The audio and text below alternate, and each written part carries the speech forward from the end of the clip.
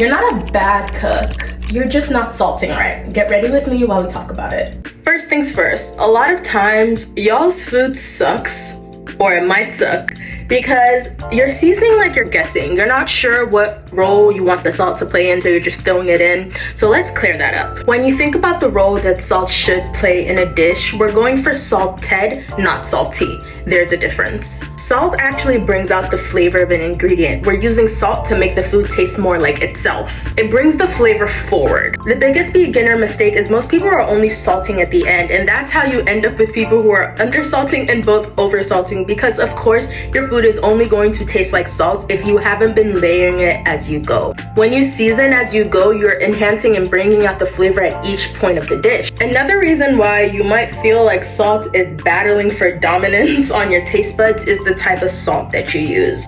Now, I'm no advocate of throwing away what you already have at home. I just think it's important to be aware of the characteristics of what you have at home so that you can use it right. If you've seen any of my other videos, I am an advocate of diamond crystal kosher salt.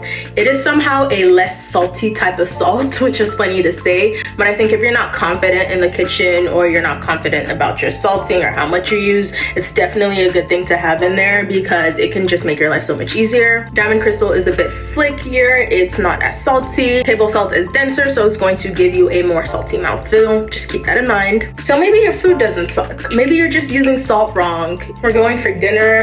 Actually, we're going for drinks. I'm not 100% sure about this outfit yet, guys. Just work with me, work with me. Another issue you might be having, you are trying to use salt to solve issues that salt is not made for.